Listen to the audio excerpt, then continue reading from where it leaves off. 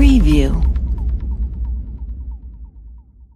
There are about 15 paparazzi photographers outside the New York City hotel where, strategically positioned behind a wall in the lobby, dressed in a brown hoodie that's 2 sizes too large, sits Robert Pattinson. This has been the 31-year-old British actor's life in the nearly 10 years since he was cast as the immortal vampire Edward Cullen in Twilight. Yet, since that franchise ended 5 years ago, Pattinson's career has veered towards the unpredictable, even if his fame has kept on course. After eclectic supporting roles in films like David Cronenberg's Maps to the Stars and James Gray's The Lost City of Z, Pattinson is back now on screen in his first leading role since 2012's Cosmopolis. In Good Time, directed by Josh and Benny Safdie, Pattinson stars as a derelict low-life criminal named Connie Nikas, who as the film opens is planning a bank robbery that triggers the plot in motion. Watch an exclusive clip of Pattinson's first scene in the film here.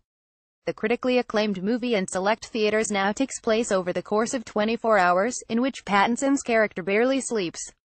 It's a feeling that the actor can somewhat relate to on Thursday morning when we meet for a chat about his career, the new film, and the mischievous urges within him to say the wrong thing. Entertainment Weekly: How are you feeling this morning, Robert Pattinson? Sorry, I'm just about totally brain dead. I've crapped out today. This is going to be interesting. Would you like some coffee? I've already tried that. Laughing. It's not working. Where were you this morning on one of the talk shows? Good Morning America, yeah? I'm tired but not at all tired of doing press. I've basically done no press for about 3 years and I genuinely want to talk a lot about this film. But it's been interesting promoting a movie like this, depending on the venue. Do you feel like when you go on those shows that your reputation precedes you a bit? There is an expectation for a certain energy. It's difficult because I feel like I'm wearing a lot of different hats at the same time. I'm editing a lot in my head as the interviews go on. I think that's why I get so anxious. And then I end up saying some dumb stuff. It's always dangerous if I'm trying to make a group of people laugh. That's when I say the dumbest stuff. It was almost 10 years ago, July of 2008, when you attended your first Comic-Con for Twilight. You said then that the scream from the crowd was like the sound you hear at the gates of hell. Laughing. I do remember that actually. What do you think when you think of yourself back then? And it's quite weird because I remember saying that and it was literally the exact wrong thing to say. It's crazy. But it's funny that even as I'm promoting stuff now, I'm gripped by this perverse urge to say the opposite of what I'm supposed to say. It's like a goblin dancing in my head and it keeps happening to me in interview after interview after interview. I've just had a week of giving bad, wacky answers about things. And I just keep thinking, play it cool, don't say anything crazy. Even after all these years of giving so many interviews, yeah? I think I just keep wanting to pierce this fantasy bubble.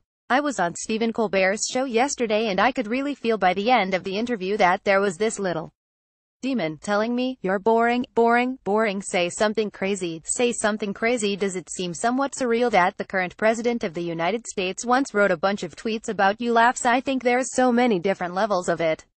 Your identity exists on many different planes at the same time and they all can be quite different from each other. When he said that, it didn't really mean anything. But I guess now I'm sort of thinking, like, well, I guess that is related to me. But how does that fit in with all the other things going on in my life? And sometimes you think, can I use this in my acting or should I be putting it away? It's kind of interesting, I guess. I don't know, this could be why people get annoyed with me. Do you feel that at a certain point I'll need to re-enter the franchise for people talk about the one for me, one for them philosophy of acting? I'm hoping that if I create the content that I want to see and think of myself as an audience member, then it will all work out. Because then someone like me will go to the cinema. There are plenty of other huge movies, everybody is trying to do that. And I think there is a minor renaissance of what used to be a mid-budget movie, which would now be considered a micro-budget, I guess. I love going to the cinema to see interesting, crazy things. I don't just want to watch that on TV. And there is financial profit in those projects, right? Of course, because people are going to see them. And if that is encouraged and fostered, then that's amazing. You can literally see it coming alive again, which is so wonderful. It'll only die if we let it die. We were at the Alamo Drafthouse in Brooklyn last night, doing a QA. I'm really loving what's going on with a bunch of different theaters. I think actors should get together and do a United Artists kind of thing and just have their own movie theaters. Just decide. I think there's such a wider spectrum of what people will go to if something was promoted right and made available. It's like if you went to a theater where you didn't know what was playing. You just knew that the quality control was fine. I would love to be involved in that kind of thing. Dominic Cherry, where image do you see yourself producing or directing movies in the future?